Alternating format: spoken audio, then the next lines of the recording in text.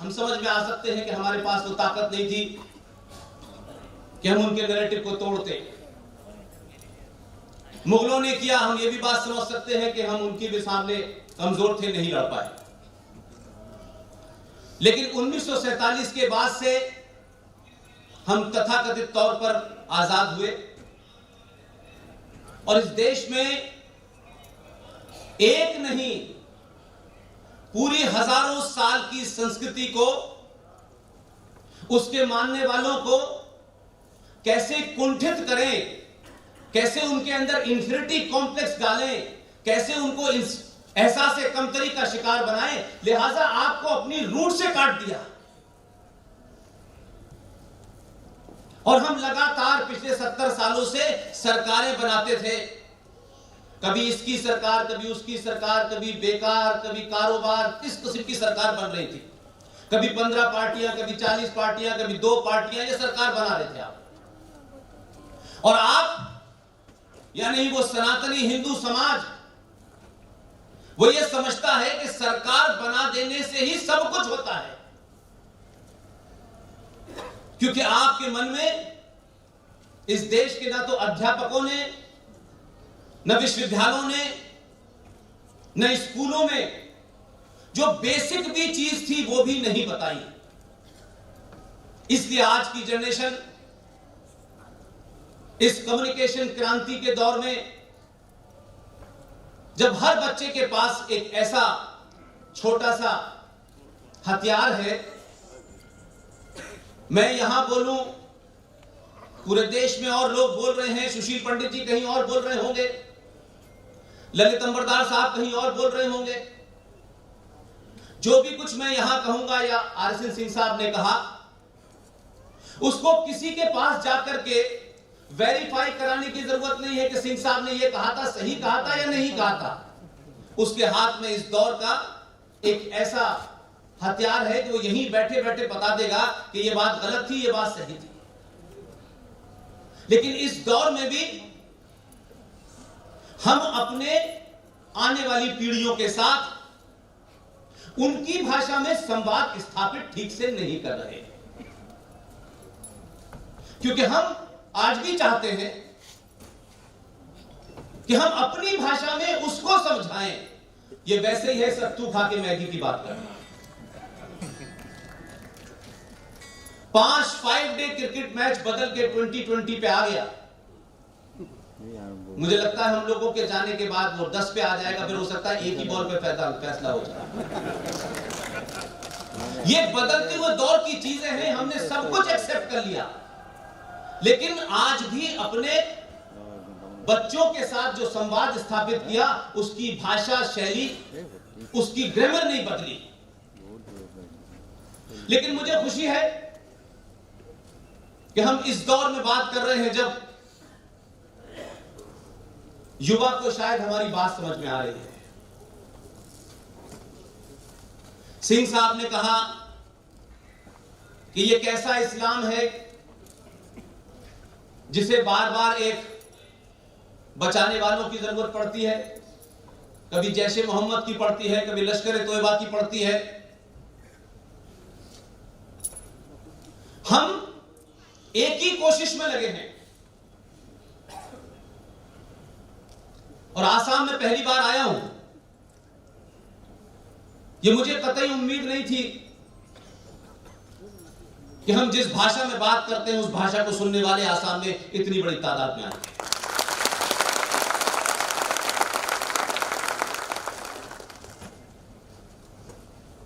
जब सिंह साहब कह रहे थे कि इस्लाम को लेकर के उनकी कुछ बातें उन्होंने कही,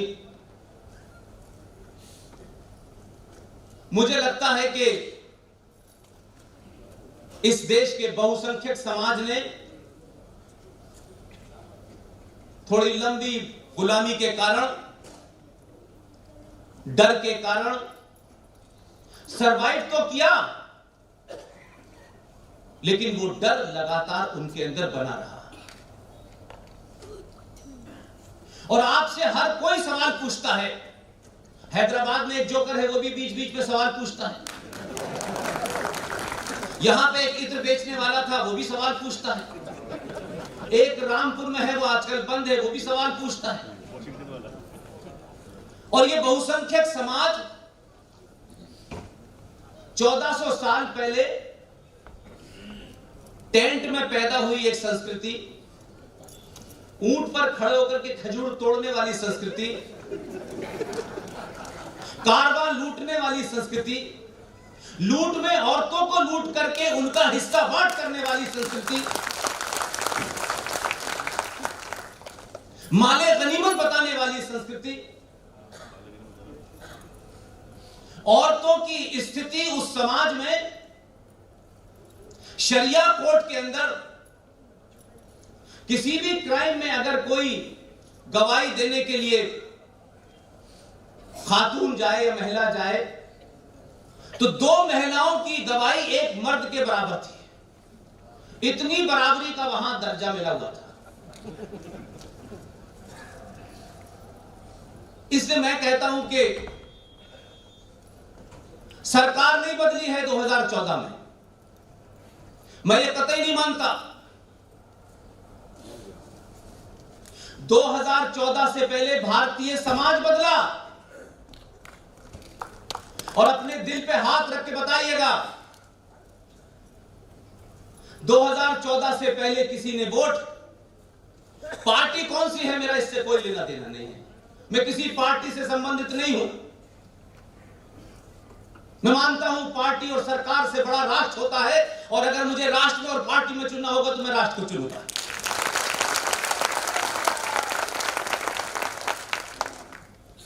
2014 में पहली बार कम से कम 700-800 साल के बाद भारत के लोगों ने हिंदू सनातनी होकर वोट दिया। और ये जो सड़क चलते फिरते हमारे चौराहों पे डिस्कशन होते थे, ये सरकार आ गई है, ये हमारी बात नहीं सुनती है, वो सरकार उनकी बात सुनती है, कोई यादवों की बात सुनती है, कोई ठाकुरों की बात सुनती है, कोई ब्राह्मणों की बात सुनती है, लेकिन कुल मिला के भारत के हिंदू सनातन की बात कोई नहीं सुनता था। मैं ये कहता हूं कि क्या कभी आपने भी सरकार बनाते वक्त ये सोच के वोट दिया था या नहीं दिया था? आपने नहीं दिया था, इसलिए सरकार ऐसी मिल रही थी। आपने वोट दिया, यही सोच के वोट दिया कि 70 सालों में सड़कें बन गई, हवाई जहाज बन गए, माइनॉरिटी कमीशन बन गए, मुस्लिम एजुकेशन बोर्ड बन गया, वक्फ प्रॉपर्टी एक्ट बन गया, वर्शिप ऑफ प्लेसेस एक्ट बन गया। जब आपने समझ के वोट दिया तब 370 हटा, तब 35 पे हटी। और आपका सामूहिक दबाव, इस बात को याद रखिएगा, ये हम लोगों को बहुत शौक है, खासतौर से सनातनी हिंदुओं को। वो जीवन में सारे काम कोर्ट से कराना चाहते हैं, हर चीज के लिए कोर्ट कानून बना दे। पिछले 70 सालों में भी संविधान से देश चल रहा था, हजारों कानून बने हुए थे, लेकिन एक वर्ग कहता था कि कोर्ट कचहरी बाद में है, पहले हम फैसला कर देंगे, उसके बाद सुनेंगे किसी का। इसलिए आपको जो ये बीमारी है इस भारतीय समाज को, जनसंख्या नियंत्रण के ऊपर कानून बना दे, किस किस के घर जाकर रोकेगी? और कौन सा कानून बनाएगी? फिर साहब दूसरी चीज का कानून बना दीजिए। अभी अभी मैंने आपके मन से सुना, आपने कहा लव जिहाद के अध्यक्ष। अब मैं डर गया कि ये लव जिहाद करते हैं या कराते हैं, ये किस चीज के अध्यक्ष हैं?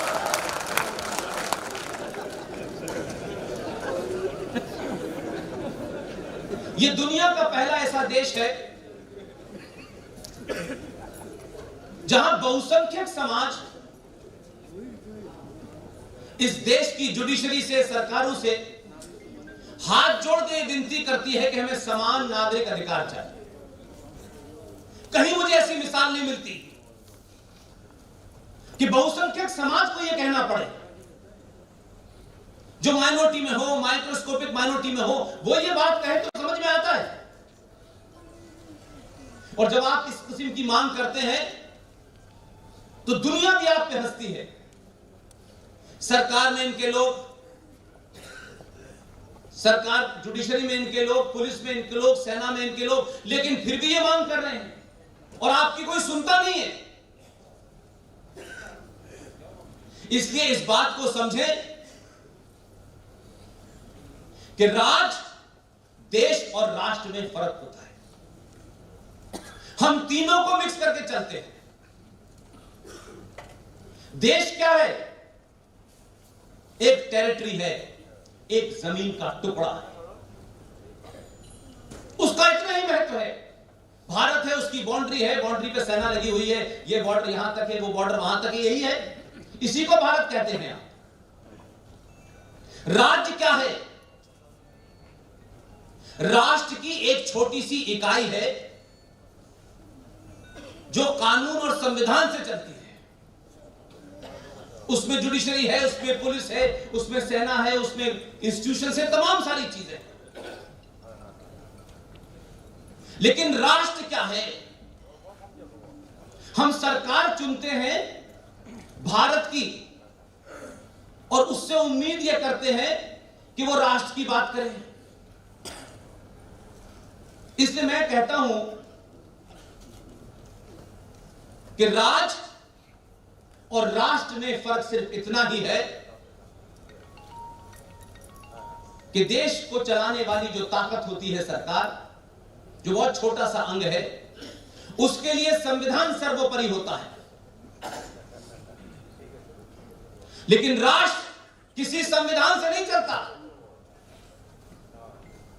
राष्ट्र अपनी हजारों साल की परंपराओं, आस्थाओं से, सरोकारों से चलता है।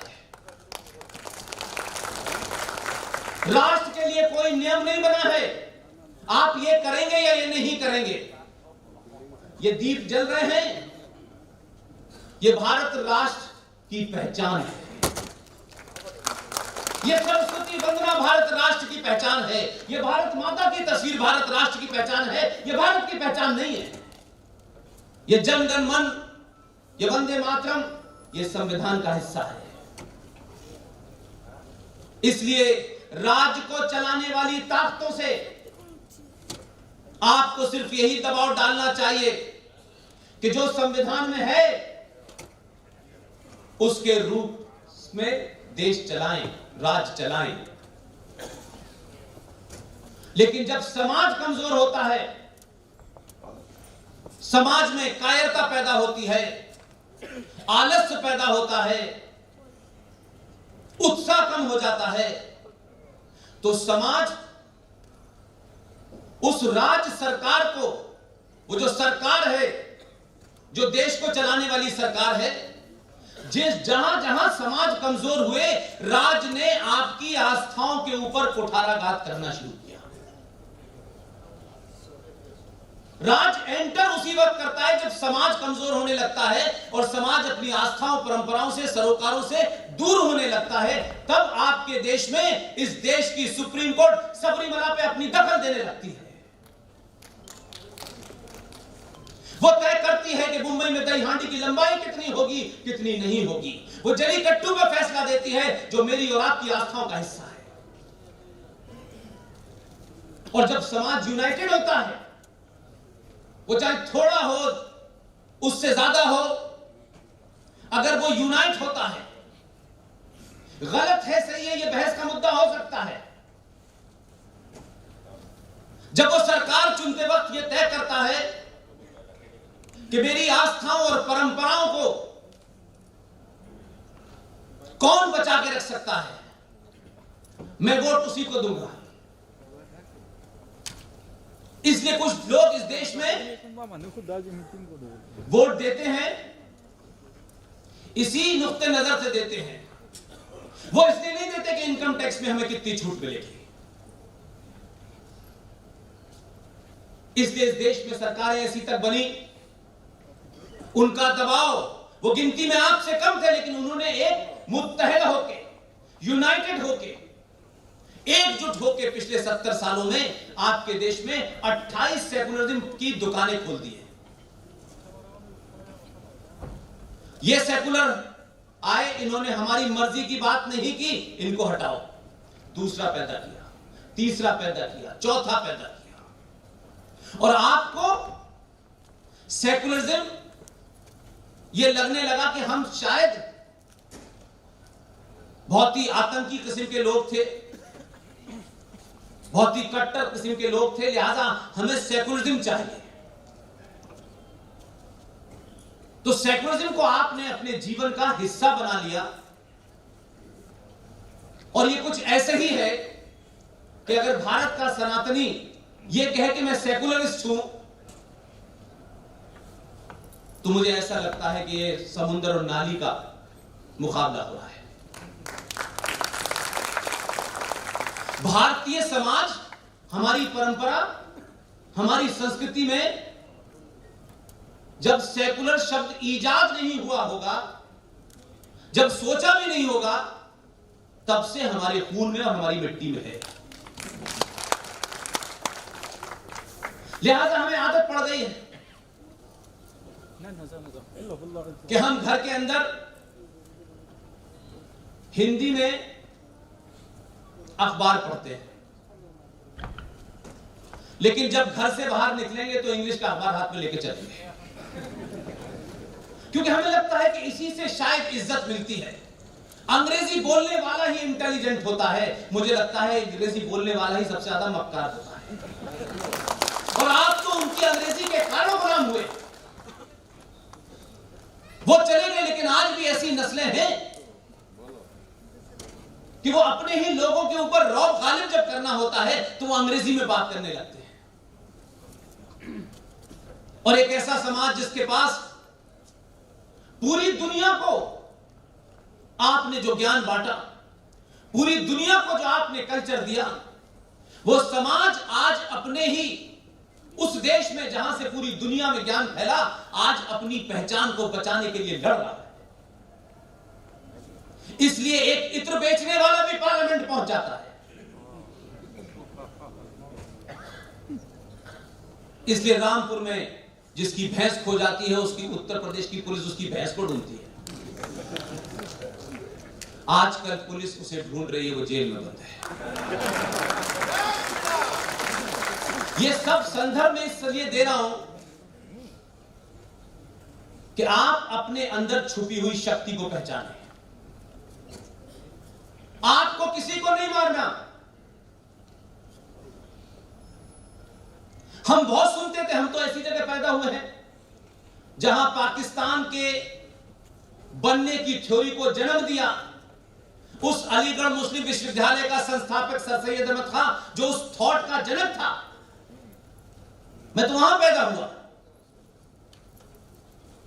सुनते सुनते मेरे कान दुख गए।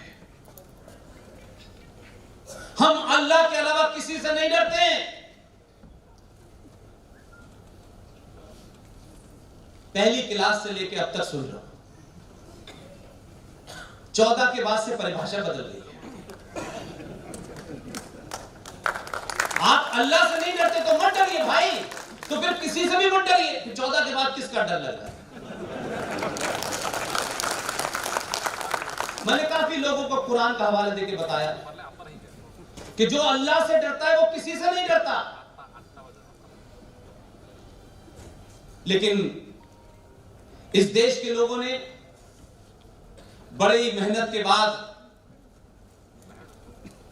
एक ही आदमी भेजा था गुजरात से। बहुत समझाया कि इसकी बात मान लो, ये थोड़ा बहुत ठीक ठाक है, नहीं माना। राम मंदिर को बना के दिखाओ, हम ये कर देंगे। रोज चैलेंज देते थे। 2019 में दूसरा भी आ गया है।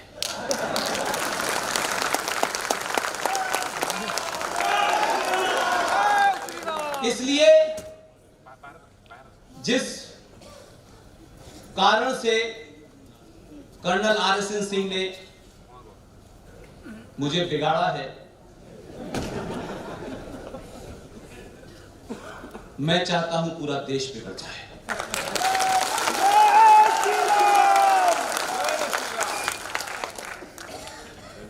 इसलिए समाज को और आपको एक ही काम करना है कि आप आदमी की शक्ल मत देखिए। आदमी आना जाना है, पार्टी भी आनी जानी है। आप अपने अंदर वो कुव्वत पैदा कीजिए कि हर आदमी जामा मस्जिद जाने की जगह मंदिर जाने लगे। ये नैरेटिव चल रहा था, चंद्रशेखर को भी जाते देखा मैंने, वीपी सिंह को भी अपनी जिंदगी में जाते देखा, इंदिरा गांधी को भी जाते देखा। जिसको वोट चाहिए होते थे वो जामा मस्जिद चला जाता था। 2014 से वो बेचारा मौलवी बेरोजगार हो गया, कोई जाते ही नहीं। ये ताकत आपकी है, ये ताकत आपने किसी को दी तो उसने कहा नहीं,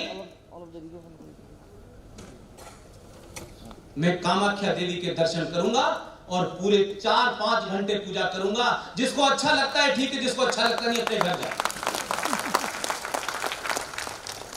हम आप बहुत छोटे लोग हैं, करोड़ों में। हमारे तिलक लगाने से, चुटिया रखने से, धोती पहनने से, अगर हम सच में पहनते हैं तो पहनिए ना जान से। किसी को खुश करने के लिए दुनिया में जो कौमें जीती हैं वो समाप्त हो जाती हैं। अपने को खुश करने के लिए कुछ कीजिए, और जब आपने अपने को खुश करने के लिए किया तो देश के सर्वोच्च पद पे बैठा हुआ एक प्रधानमंत्री 2014 से पहले देश के अंदर नेशनल डेवलपमेंट काउंसिल की मीटिंग में भाषण देते हुए कहता है कि भारत के प्राकृतिक संसाधनों पर पहला अधिकार देश के मुसलमानों का है। लेकिन यह सेकुलरिज्म है। लेकिन जब आपको एहसास हो गया, चारों तरफ से आपके रास्ते बंद हो गए और आपको समझ में आया कि 1976 की रात के अंधेरे में जब देश के तमाम सारे नेता बंद थे तो इंदिरा गांधी ने भारत के संविधान में यह सेकुलर शब्द कहां से लाके डाला। आपको जब यह पता लगने लगा और इस क्रांति जो संचार क्रांति हुई है, इस दौर में जब आप लोग घर में बैठ करके, मैंने सुना है बहुत सारी महिलाएं खाना बनाते वक्त RSN सिंह साहब को सुनती हैं, कुछ लोग कार में चलते में सुनते हैं। आप में से ज्यादातर लोग हमसे कभी मिले भी नहीं होंगे और मैं तो पहली बार यहां आया। अगर पूरी दुनिया ये कहती है कि 21वीं सदी भारत की होगी तो आप यकीन मानिए कि चद्दर ओढ़ के मत सो जाइए कि अब तो होगी, अब क्या करना है। हम बहुत जल्दी ऐसा करते हैं कि अब तो आ ही गए, 2 हैं वो कर रहे हैं, हमें क्या करना है। नहीं, वो संवैधानिक पद पे बैठे हैं, उनकी कुछ लिमिटेशंस हैं, लेकिन समाज को जो रिस्पोंड करना चाहिए वो नहीं कर रहा, आज भी नहीं कर रहा। मैं मानता हूं इस बात को। आप संसद में बनाए कानून को,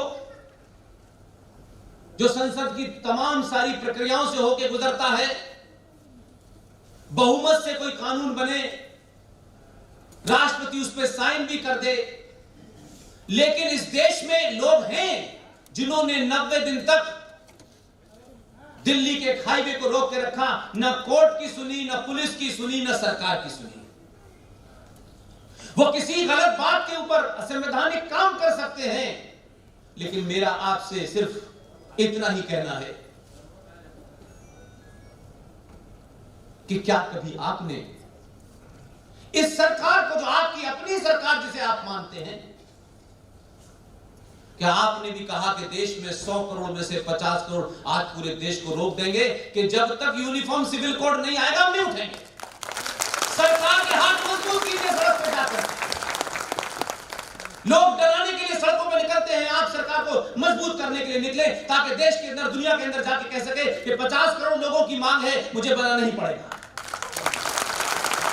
घर में बैठ करके ये फेसबुक और उसमें जाने से बात नहीं बनेगी। अपने बेटे को अमेरिका भेजेंगे, बेटी के डॉक्टर बनाएंगे, तो भगत सिंह किसके यहां पैदा होगा? इस पूरी जनरेशन को जो हमारे दौर की है, हम ये मानते हैं कि बहुत कुछ होगा और बहुत कुछ ऐसा भी होगा जो हमारे जाने के बाद ही होगा। हम नहीं समझते कि सब कुछ हमारे सामने हो जाएगा। इस पीढ़ी को कीमत देनी पड़ेगी अगर आप ईमानदार हैं तो। सब कुछ हमारे सामने हो जाएगा, यह भी बदल जाएगा, यह भी बदल जाएगा, भारत ऐसा नहीं होने वाला। लेकिन इस शुरुआत को, ये पूरे देश में जो मुहिम चल रही है, इसमें अपनी अपनी भूमिका तय कीजिए। अपने सामर्थ्य और अपनी ताकत और अपनी योग्यता के हिसाब से तय कर ले कि मैं क्या कर सकता हूं। जरूरी नहीं है कि हर आदमी भाषण दे, जरूरी नहीं है हर आदमी बॉर्डर पे जाकर के गोली चलाए, हर आदमी का होम मिनिस्टर और प्रधानमंत्री बनना भी जरूरी नहीं है। हम नहीं जानते। हम एयरपोर्ट पे उतरे थे, बहुत सारे लोगों ने घेरा, बोले हमेशा तो कल आने वाला है। हमारी क्या गलती थी? तो ये जो चेतना है, इसको जगाइए। इसी के लिए आर सिंह साहब आपसे कह रहे थे कि हमको एक एक आदमी, एक एक बच्चा, एक एक बुजुर्ग, एक एक हमारी मां और बहन अपनी भूमिका को तय करें और नैरेटिव को सही तरह समझें कि है क्या ये। हमारे यहां अभी कुछ युवा मित्र आपके आए, उन्होंने मुझसे साइन भी कराया, लव जिहाद पे कानून बने, घर वापसी हम करेंगे, ये अच्छा ख्वाब है। घर वापसी की जिन्हें ज्यादा चिंता है, मैं उनके सामने पूरी ताकत से कह रहा हूं, घर वापसी की चिंता ना करें। जो घर में है ना जाए, उसी को रोक ले, यही बहुत बड़ी बात है। ये जो समय है, इसमें हर सनातनी के पास समय कम है, काम ज्यादा करना है। ऐसा कोई काम मत कीजिए जो 200 साल तक चलता रहे और आपकी एनर्जी इन्हीं कामों में जाया रहे। घर में मां और पिता को इस बात का भी ध्यान रखना चाहिए कि उनके घर में एक बेटी है। बेटी हाई स्कूल से 12th में आ रही है, 12th से ग्रेजुएशन में आ रही है। माता जी या तो खाना बनाती हैं, खाना बनाने के बाद भजन सुनने चली जाती हैं। बेटी से संवाद ही नहीं हो रहा, बेटे से संवाद ही नहीं कोई कर रहा। तमाम माएं बहनें जो आपके घर में बेटी हाई स्कूल 11th 12th कर रही है, उसके साथ बातचीत करिए। समाज में बहुत सारी चीजों का जो बदलाव हो रहा है, उसके मन में भी हो रहा है, उसके शरीर में भी हो रहा है।